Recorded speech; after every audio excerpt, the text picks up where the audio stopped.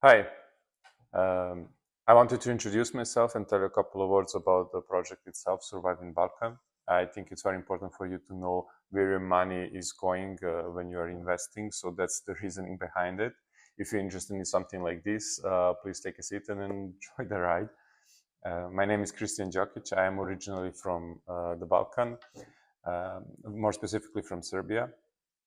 And at least some important events during my personal life that led to me creating this board game. We will start when I was around 17 years old. I was in high school in Serbia, and unfortunately, some bad things happened. I had to interrupt my high school education and move to Austria, to Vienna. I didn't know the language, and due to Austrian law, I could not simply continue my high school education there, which was kind of really terrifying at that age because I always wanted to study, and I was brought up as, well, do-your school, so you don't have to work like us kind of mentality. So I simply started learning the language. I already did the primary school in Austria, and then I did the high school in Vienna as well. However, during the whole process, I always felt like I am a little bit behind in comparison to my peers in Serbia because they were already studying and I was just getting through high school again. So during those periods, I was always after the school or before the school, doesn't matter. Whenever I would find time, I would try to invest some time in learning something new, trying to improve some skills. It was mostly programming. I was very interested in the computers, and I was going to technical high school. That stems from games because I really loved games and I played a lot of them, video games. So at some point, I started working as well, and I finished the high school, and then I finally took the test to enroll into the most prestigious technical university in the country, which is Technical University of Vienna. I passed the test. I enrolled and started studying there, where I'm still studying, and hopefully this year I am about to finish my studies. Throughout the whole studying, I was working, and like I said, I always felt like I'm a little bit behind. Well, even when I was doing while I'm doing the bachelor, my friends were already doing the master, so there was always this feeling of, oh, you have to catch up. So, like I said, I continued like either improving my programming skills or learning new stuff. However, at a certain point, I think mostly influenced by the American culture, because I do consume a lot of American entertainment. I really developed a strong desire of my own to open something of my own, and I really loved games. So it was always in the back of my mind that I want to open some kind of gaming company or something like that to make video games. And then, or not then, but at some point, some time ago in ancient times when Corona came, I think around 2020, there were lockdowns, so we couldn't go do much. And I just want to say that before the lockdowns, I actually didn't have much experience with board games. The only board games I knew about were like Monopoly, Risico, those kind of board games. But then during the lockdown, one really good friend of mine, Lazar Mišić, he introduced me a Battleship, which was really simple, extremely. I think it was the name is Battleship, but it was a really simple board game, and it struck me so hard. It captivated my imagination incredibly for a simple reason that I didn't even think that board games could be something out of the box. I don't know how to explain to you because I was just having like 3 types of board games that I knew of. I didn't even consider possibility there are more experiences you can get from the board games. So after that, obviously, I kind of got into the board games really fast, a lot.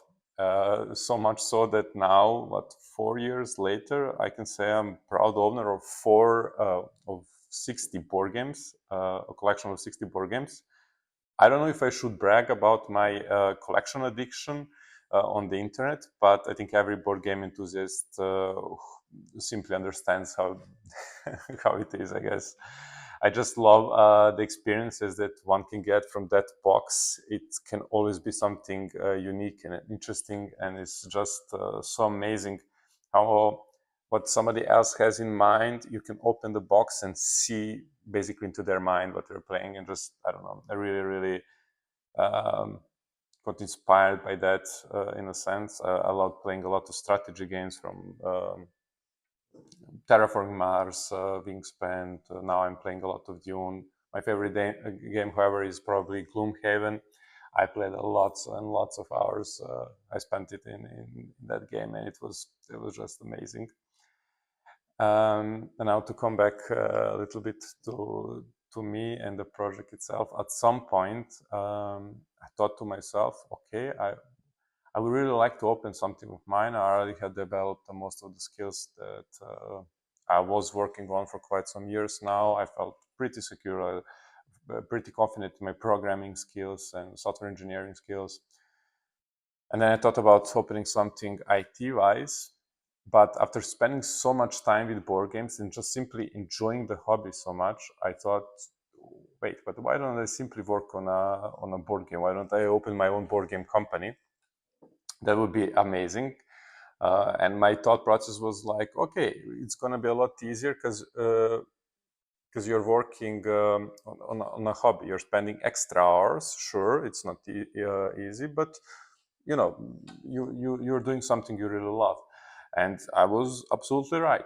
It is absolutely easier to work on a hobby, but that does not mean it's easy. I remember the first time I sat on the table, and I was like, okay, where do I begin? I had absolutely no clue. Where do I start? It was something completely new for me. How do you make a board game? So I started researching. I started taking some online courses on how to begin. And there were multiple kind of approaches, or like two main ones that I remembered, which was like either picking up a mechanic that you like and then coming up with a story around it and then letting it develop, or picking up a story and then developing mechanics that fit into the story. And I just really, really like the second approach, and it hit me. I would really like for people to know how it feels living in the Balkans, because I do have a lot of experience there. So my goal was like, okay, let's create a game where every move you take makes it harder for you to live. You are working together with others, but you will constantly get in situations where you go against each other. I can create a Survive in the Balkan. I can create a game where a family tries to cooperate to finish, but they still have their own things they want to do, and that would be amazing. So I started working like on that. The game has been developed now for 4 years, actually, I think, or 3. It's completely different from when I began. Obviously, a lot of things changed, but I am very happy because I think that once you play the game, you actually get the experience I had imagined in my head that I actually lived through. And I think for all the people from Balkans, if they're playing it, they can resonate with a lot of stuff that's happening there. And that's basically it. Surviving Balkan was one of my desires. Obviously, first desire that started at everything was for me to open something of my own. But the game itself had a huge desire to allow people to live through all the difficulties and all the positive sides of living a life through Balkans. And I think that I have succeeded in allowing players to feel those emotions and everything that comes with it. So that's basically it. That's who I am. That's the board game. If you are into something that's quite chaotic, that also requires strategic thinking, but cooperation and still balancing out how you're gonna manage your own stuff while you're helping out the family, I think you will really like the game. Thank you for your attention, for spending your time considering for investing in this, and I guess I'll see you. Bye.